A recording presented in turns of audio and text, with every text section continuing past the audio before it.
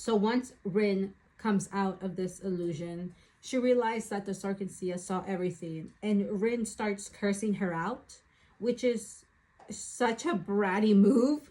Again, it's like, grow up, Rin. No, the Sarkisia doesn't care what she saw. She doesn't care about your feelings for this person. If I saw her illusions, would I judge her? Would I make fun of her? Would I tell her she's weak?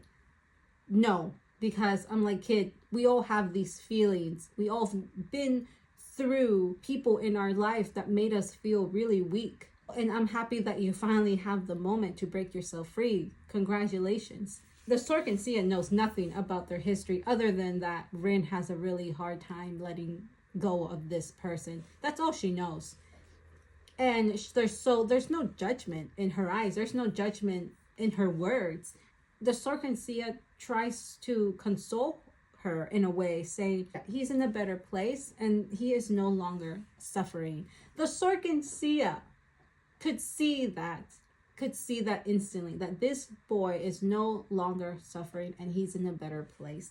And Rin is cursing her out, being a little brat, embarrassed that she saw everything. Immature of Rin to just curse people out because she's embarrassed. Like, chill, girl. We understand your feelings. No one is judging you. I'm judging her because I know Rin's history. But the Sarkisia is not judging you. She is trying to console you, and she's trying to say she gets it. Like, I understand, kiddo. Rin feels empty without the anger. And this sounds like a withdrawal from a drug. And she's known chaos, anger, abuse for such a long time. So this moment of clarity and cleanness and just peace, it's foreign to her. And that's really sad. I do feel bad for Rin in this way, that she just doesn't know a moment of peace. Rin starts to explain this tender moment that she had with him before his life ended. And this is another really sad thing, that she's so clingy to this tragic memory. And it shows how low her bar is to just human connection. He is a broken man, and yet she still wants to cling on to him. It reminds me of the quote, "Misery loves company." I wish I could shake her sometimes, and I just want to say, let it go. Just like, let it go. This man abused you. You need to let it go. Like, I just want to tell her that I know how difficult it is to let these go, but we all have to have a moment where we just let go. And for the sake of the story, Rin just let go. And I do think everyone around her babies her when it comes to Alton. Naja tried to tell her that he was a jerk, but Rin got mad and told him, you can't talk to him like that because he can't defend himself. If someone in this story, besides Chagan, can confront Rin regarding Alton, maybe she could have at least have it easier. She goes on and tells the Sarkisia that he was different and that you never met anyone like him. This clinginess is so ridiculous. I also want to tell Arif Kwan, let it go, please. And it's during these times where I have to be really patient in the story. Sometimes I just can't hide it. And the Sarkisia tells her some words again, saying there are many people like Alton, and it's very, very true. Okay, when she comes out of the tent, who is there looking absolutely stressed? Who is outside waiting for her? It's Kittai, and he is worried about his friend. Let go of Alton, because this is the true meaning of a loyal partner and ally. When Kittai is helping her walk, he notices a mark on Rin. It's a mark from Alton, and it's kind of ridiculous because even the Sarkisia says that he's gone, like his spirit is gone and he is at peace. I don't see the logic of it being Alton, because technically the Alton she saw is a illusion. It's not real. It's the seal creating this Alton. So if the mark came from Daji saying, I marked you forever, that makes more sense. But it coming from Alton is kind of dumb. I'm sorry. It's kind of, I don't like it. I understand the symbolism, the meaning. I just personally don't like it. 100% because I don't like Alton. 100% because I don't like Rin's clinginess to Alton. And 100% that I just don't like the storyline between Alton being this sealed in Rin's head. So the handprint means absolutely nothing to me personally. Let's see. Rin does put her hand on top of Alton's and says that he can't hurt her ever again. I think this would mean a lot more to me if she said this sooner. Again, I want her to get clean of Alton towards the beginning of the book instead of this moment. I would have just really, really liked that. And maybe the handprint could be hers. Like the other side of her burning herself, reminding her, I will always be here. This negative aspect of all of us and this negative aspect of Rin is always going to be with her. And that is a physical mark to remind her forever. But I am proud of her for finally for her to say this, because she understands now that he can't hurt her anymore and that he was hurting her.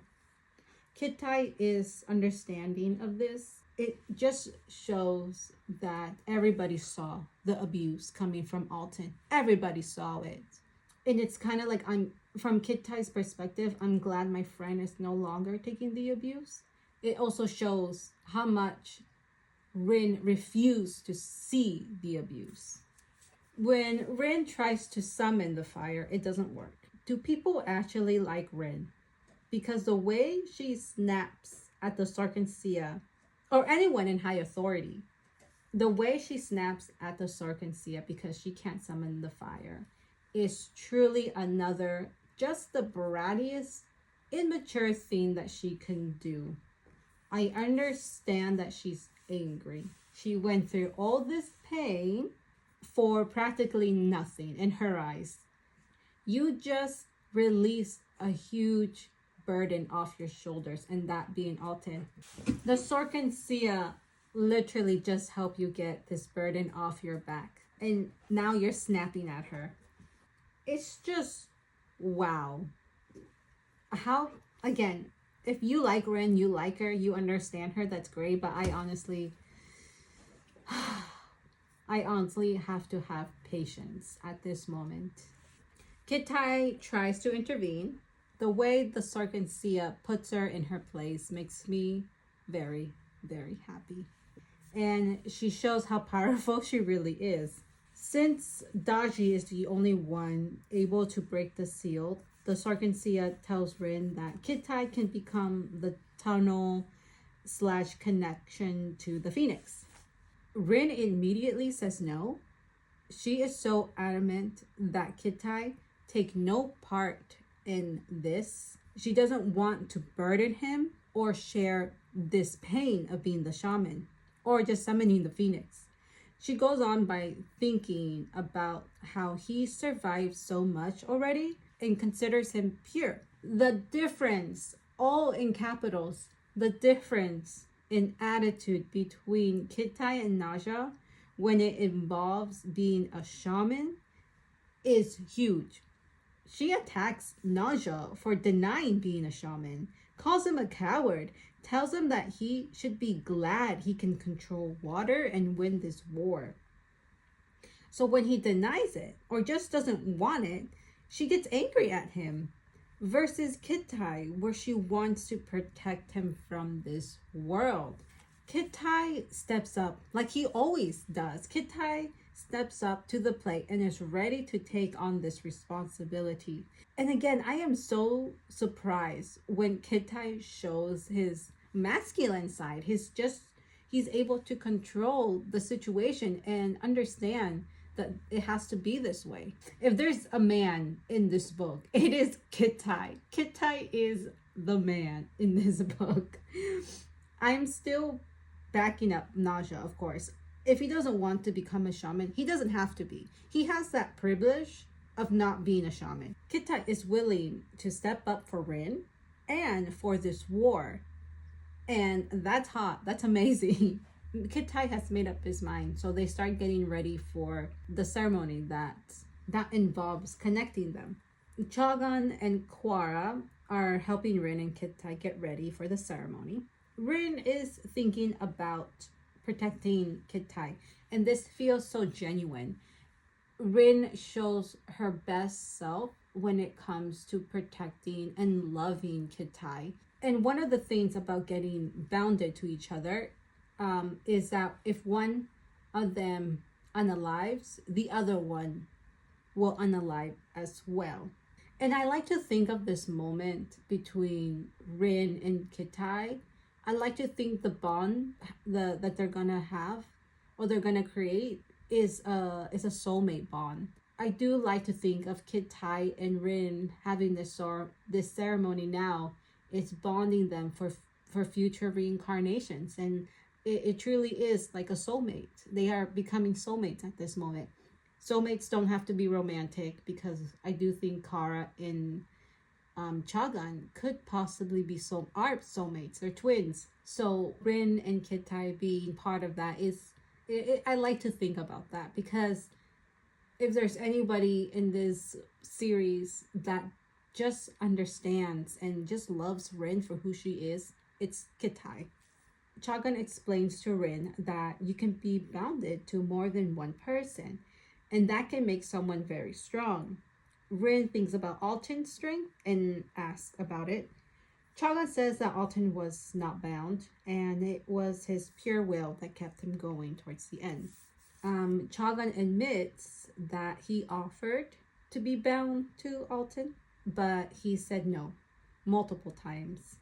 Alton has had amazing opportunities to find great relationships throughout his adult life. But again, a broken person can't see or can't even form these relationships. So I feel bad for Chagan trying to save Alton, but he just can't. I find that Alton and Chagan's relationship is more tragic than Rin and Alton's, because Chagan got to know Alton. He got to be his second. Alton even went out to save Chagan when he was returning to camp in the first book. I do think that Alton manipulated both of them for a very long time. Even before Rin showed up, I do think that Alton manipulated Chagan's feelings for him. A broken man can't form any relationships. And I do think he cared about the psyche, but anything more than that, I don't think it was possible for Alton to have. I also like to think that Alton respected Chagan as a comrade and an equal of someone with powers. We also get information that the trifecta are also bound to each other, which is a hint to why Daji kept Jung around for so long. I have this unhinged theory where Kitai is the one marrying Rin in her illusion, because we do see Kitai there and he does wink at Rin, and I would prefer Rin to be marrying Kitai in an alternate timeline. It just makes sense for me, because I don't think Viceroy, the Ying house, will allow any of their sons to marry a Spearly. They have opinions of the Spearly, especially Naja's mother. To me, it makes more sense for Rin to marry someone very important, and Kitai has an important family. Maybe not as elite as the Yin house, but just important. So I like to think that in this illusion, she's marrying Kitai. And the way they're getting bounded does remind me of wedding vows. I just like that theory. I'm gonna keep it. And while they're getting ready, I also want to point out that yes, it's very mean that Chagan made Kittai drink horse piss. Like, how could you do that to my poor Kittai? Anyways, they're getting bounded in the ceremony, and she realized that they share the same anger. And I really like how she describes Kittai's anger. And one of the things that I like about this is that Kittai feels like there's no more loyalty, and it's coming from no empire and the anger of losing his father. He hides it so well. That's the key difference. He's able to hide his anger or keep it to himself. Unlike Rin, who needs to burst it out, she needs to lash it at anybody. And it just shows that Kittai is able to show more restraint, and he's able to be more political when it comes to his feelings. There are moments that we do see Kittai's anger. For example, throwing food at Visera when he first met him, speaking out of turn during war meetings, and of course his absolute anger towards Daji. And even though they have similar anger, Kittai is able to restrain it a lot better than Rin, which I really, really like. There are moments in this ceremony when Rin is taking over Kittai's will. This is so important to remember going forward. Rin does get a moment of clarity and manages to stop. And once the ceremony ends, Rin is able to finally summon the fire. They have a dinner. After the ceremony, they have a dinner. It's very cute seeing Kittai and Chagan have a conversation about the universe. We have this moment where Kara tells Rin that Chagan does now overshadow her. She tells him he speaks for the both of us. Whatever Chagan feels, he feels for the both of us. I can really respect that. Kara has been a quiet character throughout the series, and Chagan has been the outspoken character. I can respect that you want somebody else to voice you, and that's what Chagan does for Quara. Now that we know that Quara allows this, it's really nice. It's what a sibling would do. If I can't defend myself, I know my sister will defend for me. And so I think that's why I understand their relationship. The Sorkinsia tells Rin that she is similar to the trifecta, which I 100% agree. Rin is angry. The trifecta are angry, or were angry. These individuals are holding on to anger. And Rin is always denying the fact that she's not a bad person. I'm not like them.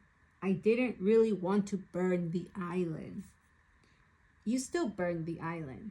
The trifecta still betrayed the Catriots. At this moment, I can see what they have in common and how similar they hold their anger, their injustice. When they are getting ready to leave, Kittai and Rin speaks to Chagan. When she sees him, she finally sees him as small and fragile, and he's like in his early 20s. Chagan and Quara are no longer going to be spying on the Psyche, so this is technically their last talk.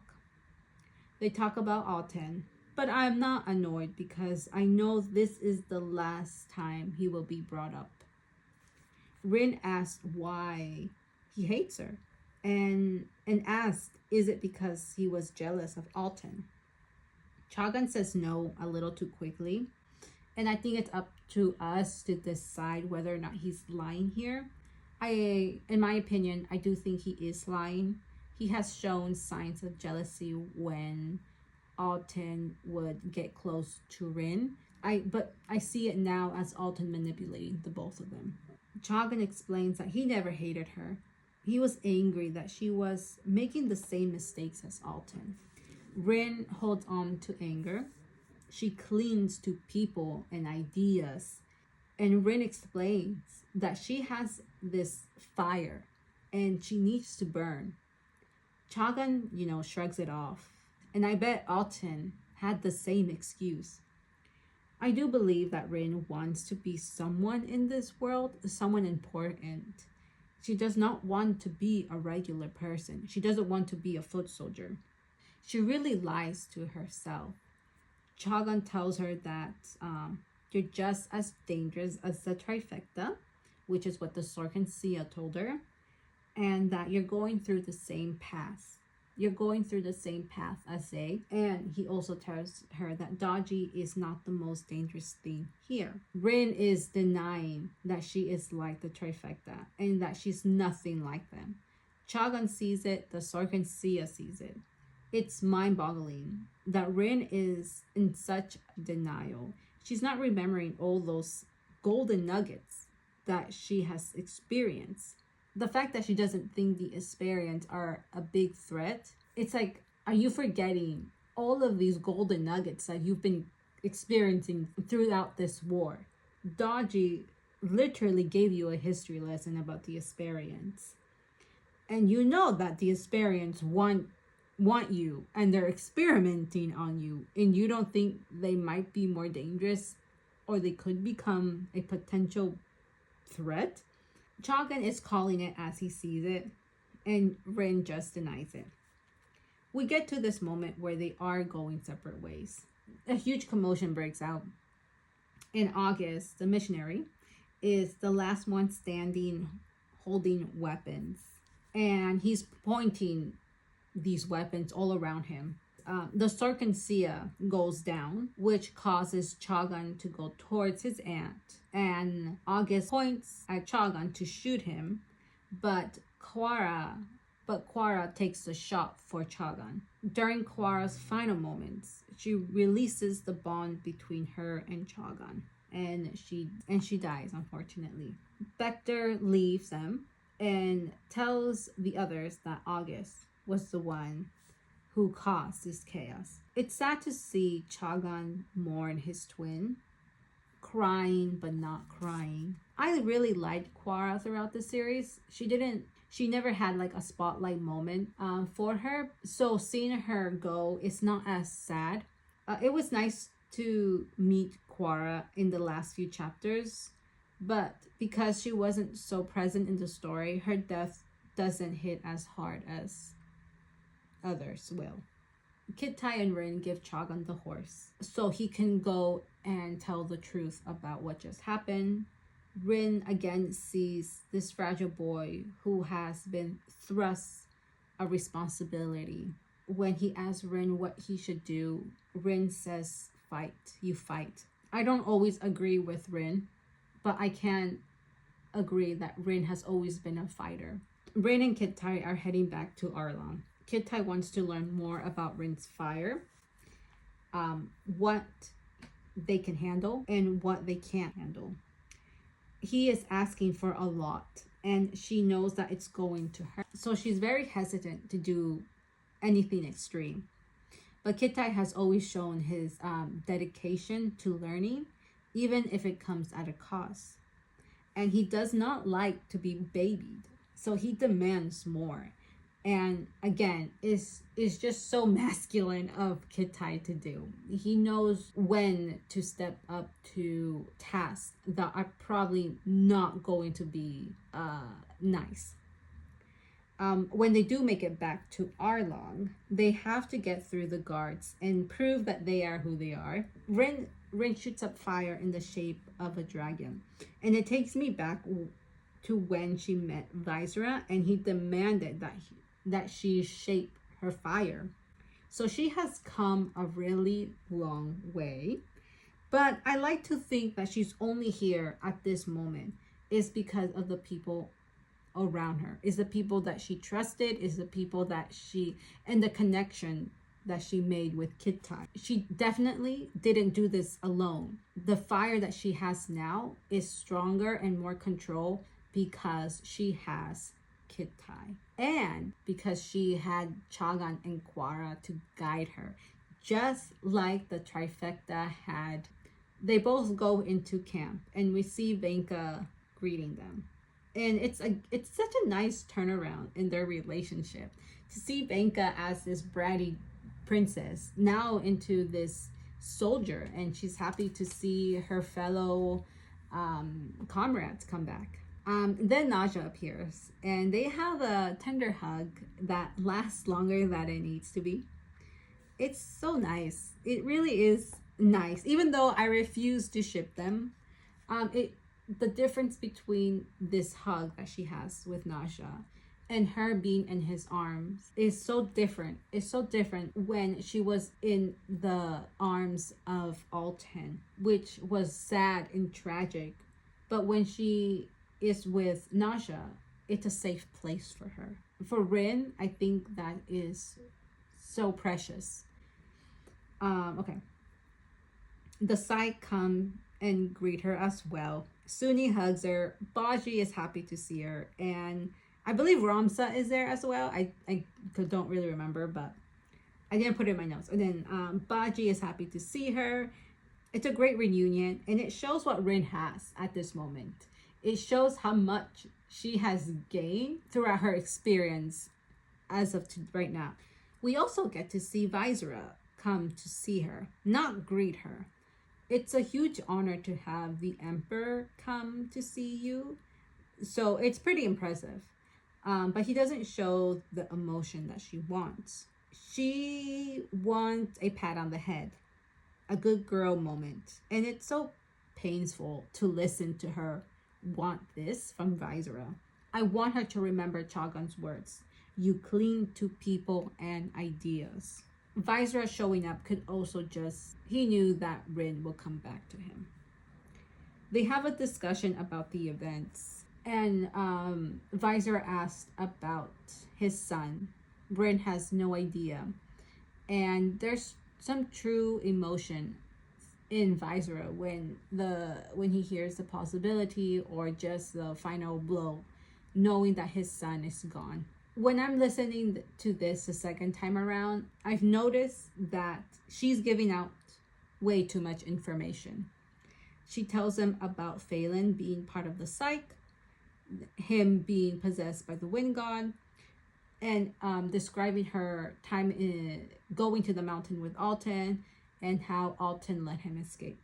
She also calls Alton stupid here, which is something she wouldn't have done before. And she left out the part where she went along with his plan willingly. I don't want to blame Rin for Alton's action. I just think it's interesting now that she's free of Alton, she's able to blame him and call him stupid, which is great because he was. Going back, she tells Visera about once you go crazy, you go to the mountain. Rin continues and tells Visera about the missionaries and how they're all gone.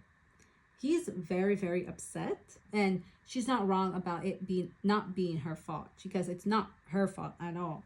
But these missionaries were very important to the Esperians. Rin continues and wants the Psyche reinstated, which would prove to Chagan that she's not a dog. Too late, in my opinion. She does get the Psyche back, and this time she does feel more confident, and I like to attribute that to Kittai. Visera goes on and warns Rin that the Esperians are coming after the shamans. They definitely got scared after Boyang. They now know how destructive they are. This is also Daji's fault, but if Rin had her fire, I promise you that the Esperians would have figured it out a lot sooner. I do believe Visera is giving Rin this warning, and he tells her that she's walking on a fine line. Thankfully, she does think of Suni and Baji. Visera tells her that they don't know about them. This is important. This is important. Visera is scared. He's showing fear because he is Esperians. This is also important. This is important. Rin needs to remember this moment. This information, this fear, it needs to be engraved into her. The Esperians want the shamans gone. Visera is scared of the Esperians. The Asperians still want Rin and want to experiment on her. We also know that the Asperians want something before they step into this war. I wonder what it could be. This conversation between Visera is so important going forward.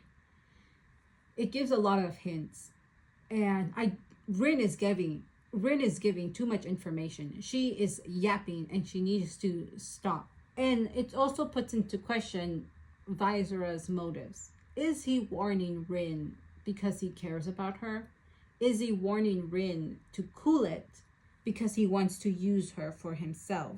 Once the Asperians are bored, they'll leave Rin alone, which will be a perfect opportunity to Visera to step in again as Rin's controller. So, I don't know. These questions are never really answered, I think. I do question his motives a lot, and I still don't know, even listening it to the second time around. I don't know if he's helping Rin out or if he's just helping himself out in the future.